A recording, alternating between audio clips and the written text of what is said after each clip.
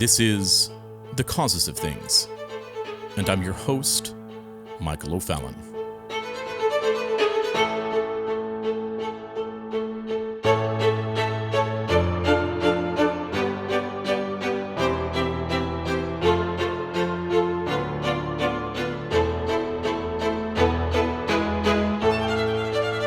Once again, we are living in history. But here's a fact that so many will be eventually waking up to as more days pass and as the actual situation we are in becomes more apparent. We have been living in the preparation of today's reality for quite some time.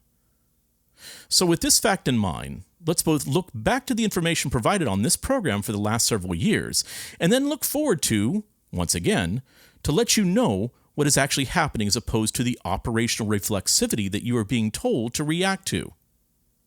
Firstly, let's go back about 3 weeks ago. Go back to the episode of The Causes of Things that I released on lag measures. What did I tell you on that episode that no one else was talking about at the time? Remember when I said that the virus has actually been in the United States and Europe since November and December of 2019? Remember when I said that there were hundreds of thousands of vacationing, touring mainland Chinese tourists all over the United States and Europe that definitely had the COVID-19 virus, although at that time it was called the Wuhan virus, and the Chinese Communist Party was aware of it? Remember when I said several weeks ago that there was a spike in cases of severe upper respiratory flu from October of 2019 to January of 2020, and that no one was paying attention to this fact? Now, as sovereign nations has been warning about for quite some time, the postmodern subjectivists are now making their grand push to envelop every single issue, viral, environmental, geopolitical, religious, scientific, in the giant wave of coming subjectivity. People who have already shown that their complete lack of reliability for assessing critical situations, critical solutions, and providing strategic guidance are the ones who are placing data-driven charts before the president, Congress, state and local officials, and the American people that vary wildly from week to week. The wild-eyed conclusions that are offered as policy directive from Dr. Fauci and the World Health Organizations that have been given as fact to our nation's president since February have ranged from nothing to worry about here and we have no evidence of human-to-human transmission of the COVID-19 virus to we expect 200,000 people to die from this virus, and everything in the nation must be shut down for an indefinite period of time. That's just within 2 months, folks. Yes, in just 2 months' time, the opinions of the experts have varied that much. In fact, the opinions were so casual and so dismissive in the beginning. And now, have transitioned violently to completely jackbooted, Constitution-ignoring, CCP-like draconian just a few weeks later, that the only conclusions you can come to would be, number one, the experts are completely clueless and have no idea what they are talking about. That's the first option. Or, number two, the experts are experts in regards to creating grand sweeping change in our nation and in the Western Hemisphere, and are using their pseudoscience and unproven models as the Trojan horse, a Trojan horse to dismantle our republic. I would hope our president would consider how all over the map these experts have been, even to the point of praising the World Health Organization. That's what Fauci has done, who clearly is involved in a disinformation campaign with the Chinese Communist Party. Now, let me take it down just for a moment, and let's get a little bit more personal about the entire experience, about what's happening to us. Because if this doesn't hit close up to home for you personally, and it seems like I'm just talking about issues that are more national and geopolitical, let me tell you about something that happened personally to me just 8 or 9 years ago. You see, I was in China 8, 9, 10 years ago, and I came down with a SARS-like virus. All the symptoms, including high fever, puffy eyes, horrible cough, and such a high fever, actually, that I was having hallucinations. all of it. I was cared for by the physicians at UCLA Medical Center, cleared a week later, and returned home. I had never been before or since so ill in my entire life. And I can thank two people, Dr. Clement Wong and as well Kathy Kang, for helping me through that time. I remember the Chinese were still in the practice of wearing masks, and if they did not feel well, that's when they would wear them. Not just as a preventative measure for those if you are well, but those if you are not well. See, they knew how important the wearing of masks was in regards to stopping the transmission of the SARS virus. Now, I still came down with something, and then I was told to wear a mask until my symptoms dissipated. Now, let's fast forward 9 years. It was a month and a half ago that the Sovereign Nations team and I were heading to CPAC in Washington, D.C. Sovereign Nations has been a sponsor of CPAC since 2012. When we were preparing to go as a team, I told everybody on my team to wear masks because of what was coming and because of the fact that I knew at the time that the coronavirus was already in the United States. Just because we were starting to test didn't mean that it was not here. Now, I wore a mask. One of my other teammates wore a mask on the flight up. But others did not, and here's why. The Surgeon General of the United States and others speaking for him said that masks really didn't help to stop the transmission of COVID-19. And this was wrong. It was complete baloney, and I told my team to ignore this information. I mean, who was I to doubt the word of the Surgeon General of the United States? I explained that the only reason that they were told to not wear masks is because if they did tell people to wear masks, there wouldn't be enough masks to go around the entire nation. So, unfortunately, and I don't believe the President of the United States was let in on this, by the way, that team made up a convenient falsehood to cover up for the lack of supply. And sure enough, the virus spread and was present at CPAC. And no one was wearing a mask. And now, in their revised wisdom, the Surgeon General and others are recommending that everyone wear masks. That happened just in the last 2 days. Why? Because masks are preventative in both distributing and catching the virus. This was a common sense move. It should have been said 2 months ago, but because they had a supply issue, there was a little sleight of hand disinformation going on. And I knew it. So again, all of the data and information from these experts is what has led us to where we are right now. Nearly all politicians, because they were listening to these experts, were dismissive of the threat of COVID-19 from January to early March. Every single one of them. And they were all accusing the president of xenophobia for his ban on inbound Chinese flights, which was a common sense move. Now, others that took a casual approach to securing our nation would be Nancy Pelosi, Chuck Schumer, Joe Biden, Mayor de Blasio, Alexandria Ocasio-Cortez, Rashida Tlaib, all of the major news media sources outside of Fox News. Steve Bannon took it seriously. Sovereign nations took it seriously. And here we are.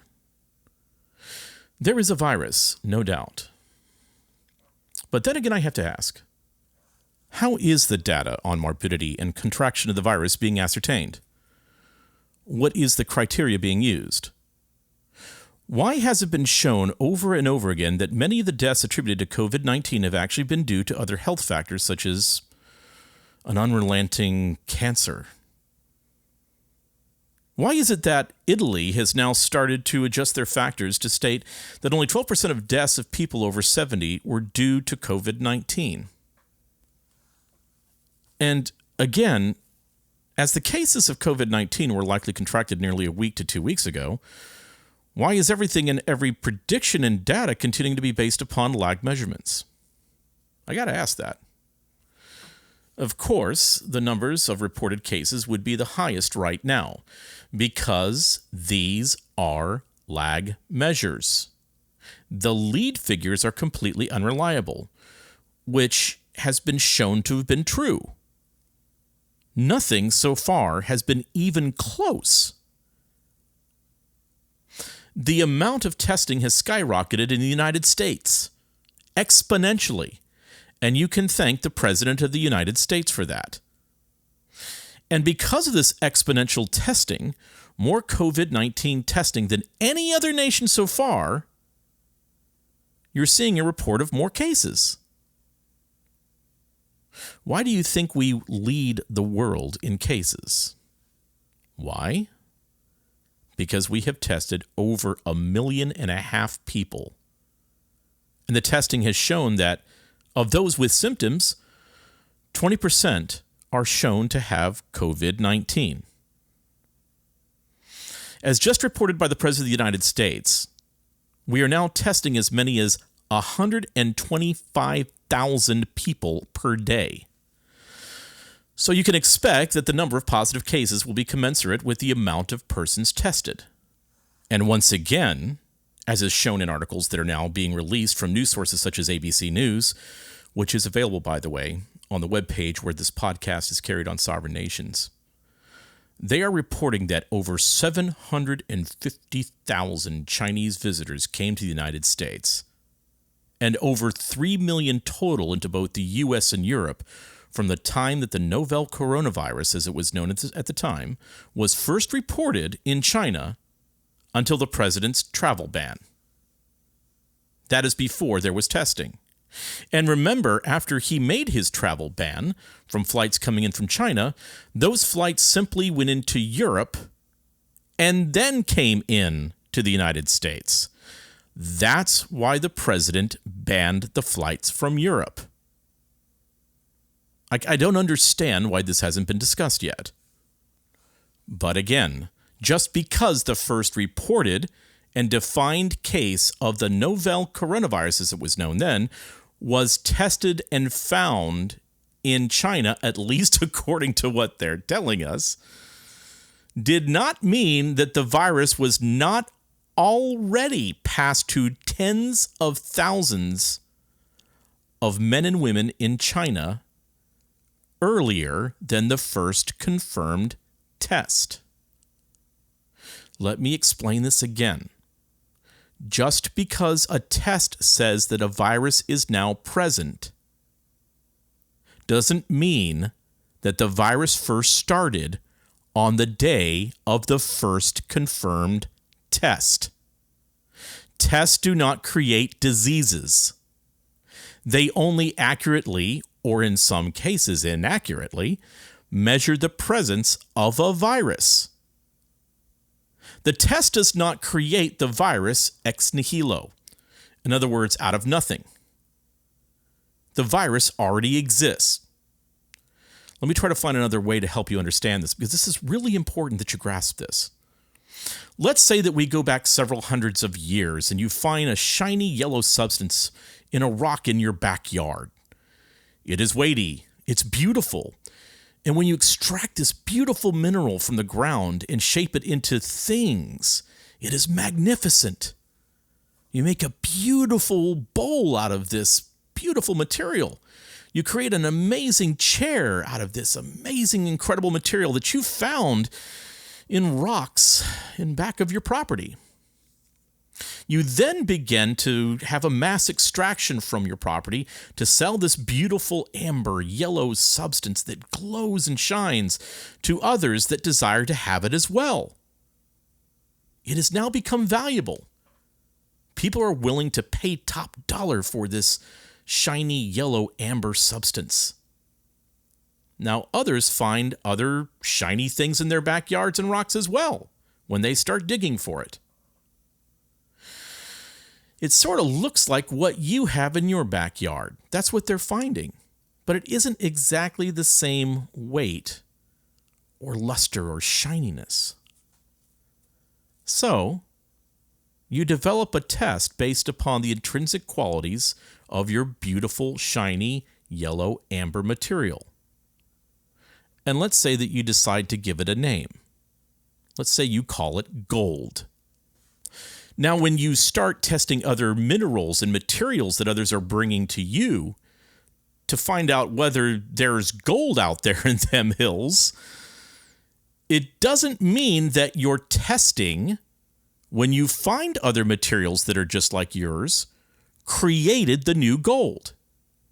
It just means that you now know how to determine that something is gold or not gold. And your testing of more gold does not increase or decrease the amount of gold anywhere. As a matter of fact, you end up finding out that there is a whole lot of gold everywhere that is confirmed by your testing. But once again, the amount of gold that is being tested and confirmed did not mean that the gold has increased. You simply started the test that defines gold, and now you are taking measurable data. Now, let's say that we have had COVID-19 tests back in November of 2019 that we could administer to all of the millions of Chinese visitors that were traveling into the United States, Italy, the UK, Spain, Germany, etc. Let's say with that massive spike that was actually occurring in the hospitals, especially in the Pacific Northwest, where it was really measurable, lots and lots of heavy flu cases coming in, that you were testing those patients with a COVID-19 test that, let's say, you had in November, December, January of 2019. What would you have found? Did the test create the virus? Let's say back in Christmas of 2019, if you were in, let's say, Phoenix, Arizona, and you just went to dim sum with your family, and you came down with a cough, fever, swelled eyes, scratchy throat, and you felt like you were hit by a truck, did that mean that you did not have COVID-19 because there was no test yet for COVID-19 available in the United States? Really? Well, on my Chinese side of the family, they were absolutely wrecked with a virus very similar to all of the symptoms of COVID-19 in December of 2019. It literally ruined our family's Christmas in Phoenix. The women in the family seemed to do quite a bit better than the men. I was slammed by similar symptoms in February of 2020 and had to give a presentation the next day in Memphis. It took me nearly 2 weeks to get over it. So while you see data and performance graphs presented by epidemiologists that are describing flattening the curve, the preponderance of research is now beginning to confirm what I have known for months. The virus was here in the United States and Europe in the last quarter of 2019. It was already spreading everywhere. Please examine the charts of influenza hospitalizations in the Pacific Northwest in November and December of 2019, and again in January of 2020. What you will see is a massive spike in influenza cases and hospitalizations. Again, the virus appearance in the United States was not caused by a test. A test is a lag measure. And as more and more testing is done across the United States of America, all it does is confirm the lag measure that the virus is here and everywhere. All that is different is that we have a second-to-second website and measurements that tell you, the panic public, every time someone is tested and confirmed with a disease in Miami, in San Francisco, in London, in Milan, in Israel, or in Thailand. You know if they've died. You know if they're getting better. You know how many cases confirmed? You know how many people have died? You know how many are getting better every second of every day. They will also tell you when your beloved celebrities have contracted the virus, along with the well-crafted stories and photo log of their journey with the virus. Again, I'm not saying that the virus is not real. It is, and it is deadly for some. On that note, by what variables and by what measures are certificates of death from COVID-19 being measured? I must ask this. If someone has symptoms of COVID-19 that then pass away by heart attack, cancer, stroke, embolism, are they being rolled up into the grand total of deaths from COVID-19 as well? The reports listed on the article links of this podcast indicate that even though a patient may have symptoms of COVID-19 but passes away from other factors, it is still being counted as a death of COVID-19. As a matter of fact, even folks that are asymptomatic but positive for coronavirus are having their cause of death being listed as COVID-19. So yes, COVID-19 will have possible deadly effects on men and women throughout the United States. Without a doubt, I'm one of those that has a number of risk factors. I need to be extremely careful. Sadly, too, I know several that have lost their lives. And Lord knows, I am praying for the United Kingdom and for Prime Minister Boris Johnson. But I do want to ask this again. Has anyone bothered to ask the CDC and the NIH if someone is making sure that if we are setting the entire policy, the operation of this entire nation based upon your data, shouldn't we be presented with a clearer picture and more complete statistical projection using multivariate analysis? As a reminder, a multivariate analysis deals with the statistical analysis of data collected on more than one dependent variable. So these variables may be correlated with one another, but their statistical dependence is often taken into account when analyzing whatever data is under examination and scrutiny. This is really critically important to remember when trying to come up with the right numbers and the right strategy for addressing any issue, especially one that could change the course of mankind. I say this because, as I'm sure that everyone that has a PhD on the president's current committee, or that maybe has a role now as Homeland Security Advisor who in the past has contributed to goofy, fallacious climate mythology and subjective, fallacious research for a living for the Council on Foreign Relations or the World Economic Forum, recognizes that when giving the President of the United States accurate advice, you should begin with the premise that one of the first things taught in introductory statistic textbooks is that correlation does not imply causation. That is a basic law of statistics, but it is being ignored, and it almost appears to be ignored purposely. It also appears to be one of the first things forgotten in this entire analysis by the epidemiology team advising the President of the United States. Let me say it one more time. Correlation does not imply causation.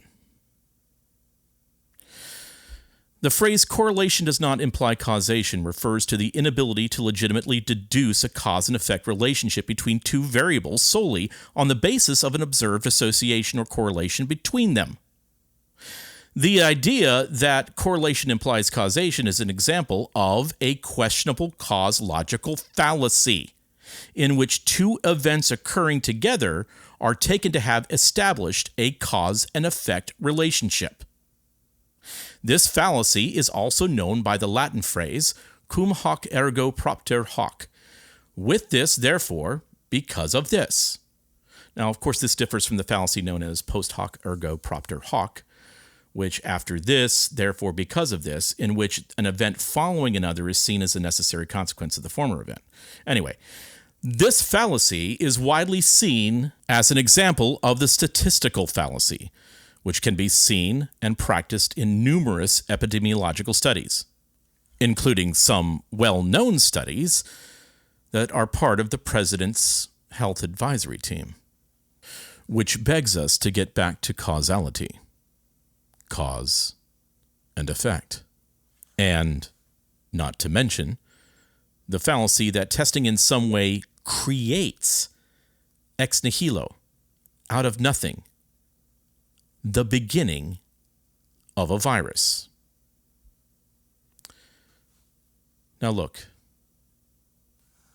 even if you are not someone who is fluent in logical fallacies and philosophy, at least you remember the sound of music, don't you? Nothing comes from nothing. Nothing ever could. It does not. It never did. That is why all of the models are completely unreliable. And yet, the free world is being ruled by a massive directive not derived from using the scientific method, which seeks objective fact. Instead, it is being ruled by alchemy that seeks to create Pygmalion operational success. Not knowledge, not accuracy. Operational success. But whose operational success? You will have to wait for our next episode for the answer to that question. So let's step back a bit. Let's get wide again. Let's get a satellite view of things. As we described in past The Causes of Things episodes, there is a push, and there has been a push for many, many years for transitioning our nation, our entire civilization, into the concept of open society, which is really no open society at all in the supranational context. It actually is a massive closed society. To quote Huxley, there are many competitors who wish to be the ones making the decisions, as was stated in Brave New World of the transhumanism future to come. Firstly, to really understand this, you have the China-Russia-Iran unification, and they have been playing ball over the past 20 years, but since the ascension of Xi Jinping, they have been increasingly wanting China's role to be dominant, and exceedingly so. And remember that Xi Jinping and China believe in Chinese exceptionalism. Many times we are accused wrongly of embracing a national American exceptionalism, which is looked at as bad. Well, why do we bow to China and their exceptionalism? This is the purpose of the debt diplomacy tactics of the Belt Road Initiative that promises new generations of water, trash, infrastructure, and transportation to third world emerging nations, while extending promises to those nations of just pay us back later. What's always present are kryptonite strings that are attached to, but we need you to do what we ask, from the Chinese Communist Party.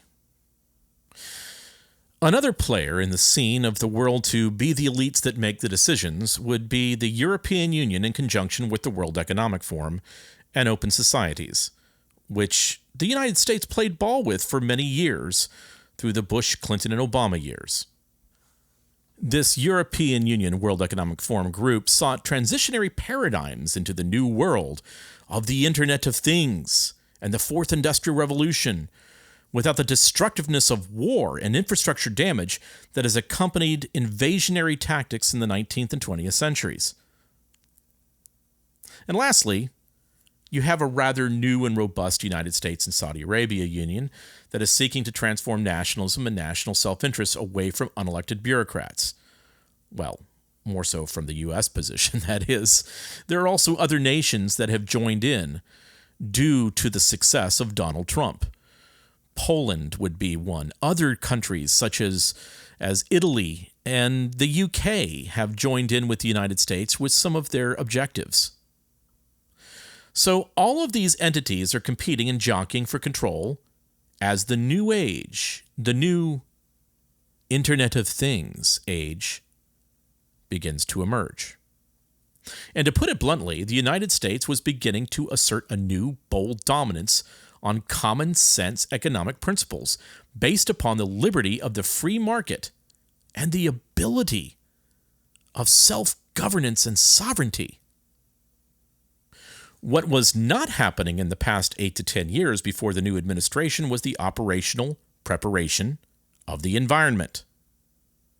The introduction of subjectivism as the rule of thumb, the radicalization of social justice, postmodernism as the norm in the fields of science and technology, and the wholesale reversal of the church, the evangelical church and the Roman Catholic Church in the U.S., from being gospel-oriented to the embrace of grievance demands and equity policy. We spoke about this just last week in our podcast. So all of this was happening before the virus. And our economy was booming before the virus. Jobs were at record highs. Unemployment was at record lows. And then it came. And just like so many reflexive events that have been foisted upon the United States since the election of Donald Trump, you are not allowed to think about anything else but the virus. You are not allowed to escape it. Everything that is on the media 24 hours a day is about it. Every push notification to your phone is about the virus. Nothing else is going on in the world because it is all virus all the time. And if you even dare question any aspects of the unconstitutional overreaching methods of what is happening around you from your governors, from your mayors, from your counties, well, you are now the new heretics. And you know what they did with heretics. The new dogmatic is that our chief aim is to obey the virus and to give glory to the experts. Yes, those experts who have been consistently incorrect. Why the completely draconian overreach by governors and legislatures of long extended shutdowns of the entire economies of Virginia, New York, Rhode Island, and other states? Why?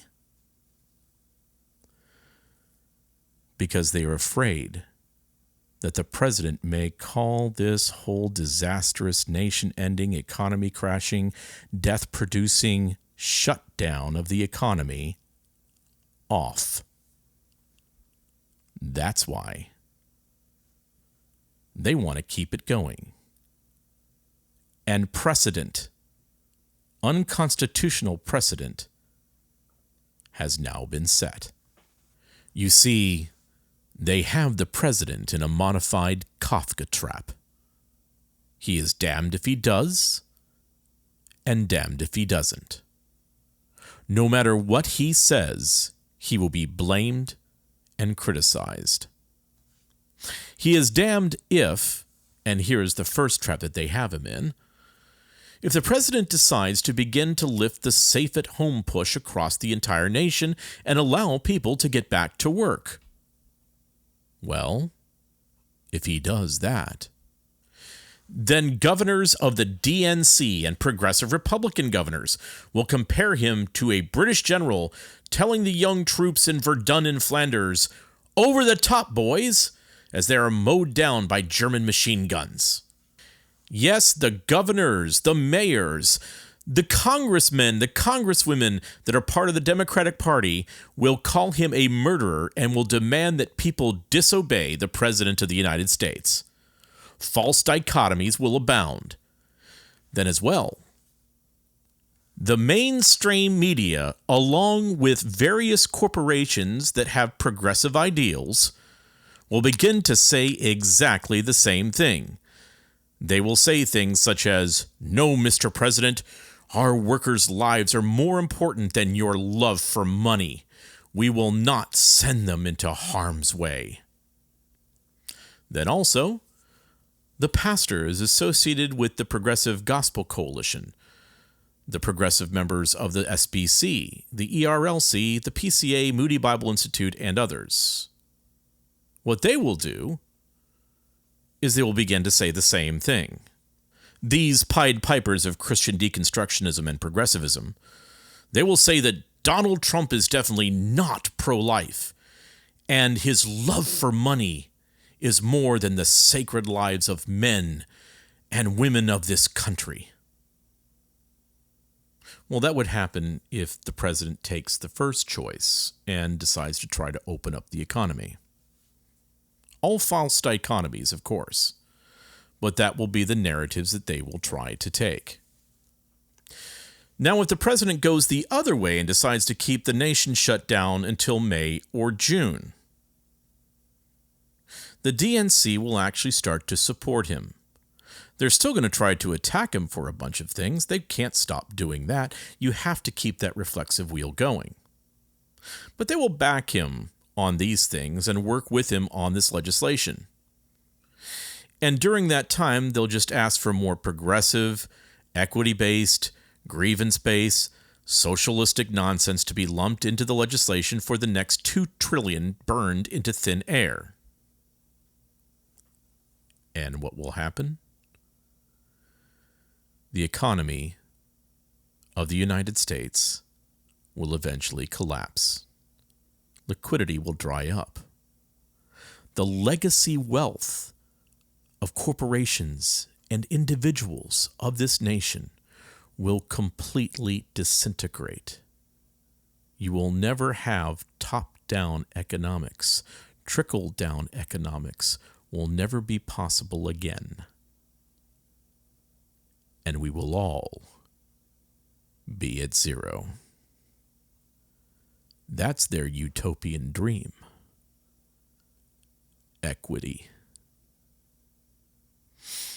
And then the old communist promise of a chicken in every pot will sure sound great then, won't it?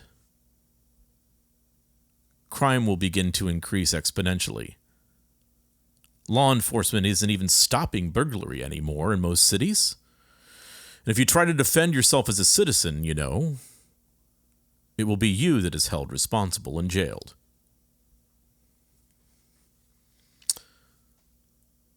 So what will the president do? What is he campaigning for? What would he be the president of in 2021 if he was to win re-election? It's the question that only the president can actually start to ask himself. Well, before we get to that, let me give you a few more qualified predictions. Number one, as the United States has done more testing and has had more confirmed cases of COVID-19 than any other nation in the world, other nations will begin to shut their nations to the United States. You remember when we shut down flights from China, we shut down flights from Europe? That's what they're going to do to us. Now, they will allow the U.S. citizens in their nations if they participate in biometric location tracking. You see, the entire talk of the virus doesn't respect borders is the call of the globalists. They're going to demand international distribution of statistical data of every human being on the planet. to every single nation state. Notice I didn't just say nation, but nation state. So that they can protect you from someone who might do you harm. You see, you're no longer responsible for yourself. And the government's no longer responsible to just do their jobs. They've become God now. But when they force this upon President Trump, let's see what he does. This is a time in history. And there will have to be leverage. The thing is, there are other players that are still fighting against each other. Number 2, I'm sure you can already see this coming, by the way. The entire last 2 months of every major nation in the world shutting down production and transportation will be seen as a victory for the environment. They will say, if we keep on doing this, we will save the planet from extinction. We can get rid of cars and planes and personal transportation and eliminate all greenhouse gases. They will claim that this will save millions of lives. You've heard all this before. This is what you heard from Greta Thunberg and the Extinction Rebellion protests this past fall. Rather prescient, weren't they? You must loudly push back on all of this, of course. Call it for the insanity that it is. Number 3. Continuing social distancing will be enforced across the globe, not just of strangers, but also of families, or those that would like a family or a partner or a spouse. Children in Europe, in many nation states, will be removed from their homes, separated from their families, by the state. Churches will begin to move full force into futurizing what the church will look like in the years to come in the new utopian society. Again, there's quite a bit of prescience in a lot of their actions over the last several years, wouldn't you say? There will be some article somewhere that will come out blaming Christian churches for continuing to meet, and that was the reason that hotspots of the coronavirus have come back. This must be stopped. Now, as everybody has gone online, there will be a move to declare some churches, some religious organizations that continue to meet together, or that maybe they're carrying the wrong message of where we need to be going with things. They're dangerous, and they need to be silenced. Welcome to the Thinquisition. Number 5, as wealth disappears all over the world, the concept of paper money and coins will be rejected as dirty money, that which can spread the coronavirus from person to person.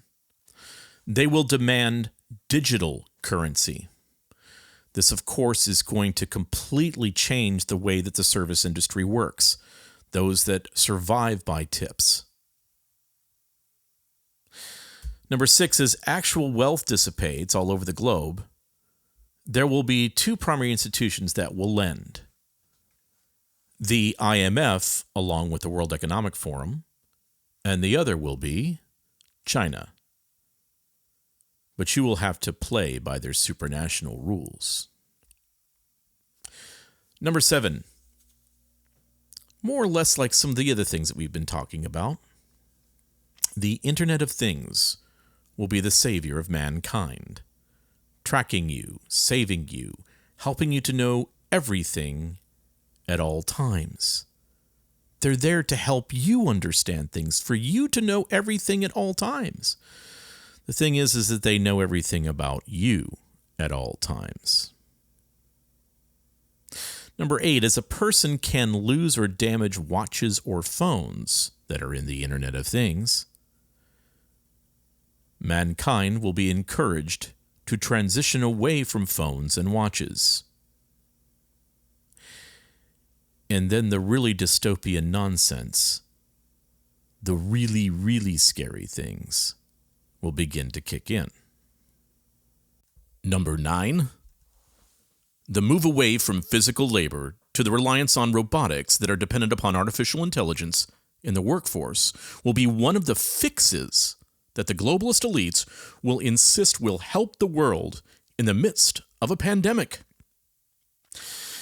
If men and women who are normally at risk on factory floors and supply lines are kept safe and alive by staying at home, as the wonder of technology in the fourth industrial revolution will do everything for us, humans, and to keep us safe, why wouldn't we do that?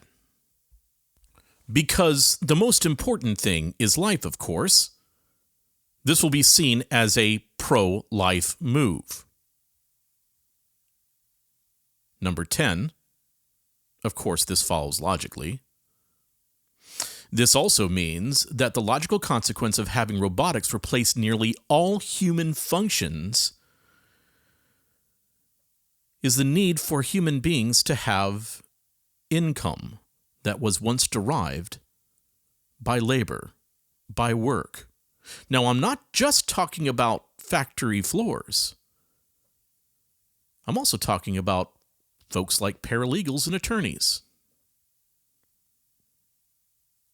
So if you need to replace nearly all human functions by robotics and artificial intelligence, you're going to need income of some sort. Hence, universal basic income will be the answer. This will be accompanied with the soul-destroying and against God's purposes rise of the creative class. Number 11. If men and women around the world are no longer working and are completely reliant on the government to sustain them, then the idea of marriage, childbirth, and family will be radically changed in the next 20 years. Your family will be the state, and the state will be your family. And you must obey your new family. In fact, the state will begin to decide what humans are replicated and when they are replicated. This, of course, is the long-aspired dreams of the Fabians and eugenicists of, let's say, folks like Planned Parenthood founder Margaret Sanger, of George Bernard Shaw, of H.G. Wells. You see, these are not new ideas. They're actually ideas that go back to the end of the 19th century and early 20th century. A lot of the science fiction that you read when you were younger was actually futurist in nature. And not by saying that these things are fantasy, but they're future casting. And I need you to understand this brave new world, as Huxley would put it, that we're about ready to enter into. Do you know who's going to pay for it? Well, your great-grandfather did, your grandfather did, your father did. You are. By the sweat of your brow, by the paying of your taxes, by governmental decisions and agreements that have been made to go to the wealthier nations where capitalism has worked and begin to milk off from those nations and spread the wealth around and also create a storehouse of wealth for this big move. Oh, it's been brilliant. And I've been watching it happen for close to 11 years. You see, some of the folks with these utopian dreams were my clients. Now, all of the things that I have just mentioned above are contingent upon one thing: you doing nothing about it. You not educating yourself about it. You not saying anything about it. You see, some of those that are out there right now that are listening to me, I've been telling them that this was going to be happening for maybe up to 6 years now. That this would involve the World Economic Forum. That this would be involving the United Nations. This would be involving China. And I've been saying it with some pretty strong authority because, you see, a lot of the folks that are involved in all of this were my clients. And you know it. You with a microphone. You with a laptop computer and with your own blog sites. You're really going to need to educate yourself. And this is why I founded Sovereign Nations. And yes, we've been in the weeds for many years. We've been going into some of these subjects about nationalism and supranationalism, about the need to have a constitutional republic. But we've also been going into things like cognitive liberty, and we're the first to really bring this out as an issue. Why did I do that 3 years ago? Maybe you're starting to understand now. You are going to need to start calling your congressmen, your senators, and even the president. You are going to have to demand to take this nation back. We are going to need to demand adherence to our national constitution. It's our time. It's your time. If you, either in America or in the United Kingdom, love and cherish the freedoms and liberties that you have, that your children will have, it's time to join with me and others that are like-minded and of the same spirit to take back civilization. Now, for those of us that are of the same spirit, we must stop competing with one another. We need to help one another. We know who the adversary is, and it's not us. Now, I'm not referring to those that are going down the subjective postmodern road. I'm talking about those of us that care about this country, that care about the gospel. Either we start working together, lockstep, or we will together enter a season of darkness. We cannot let anyone do this to our nations, to trample over the blood and bodies of all those who gave their lives to preserve our freedoms and our way of life. It begins today. Today is the day that we begin the movement to take our nation and our civilization back. This is Michael O'Fallon, and this has been The Causes of Things.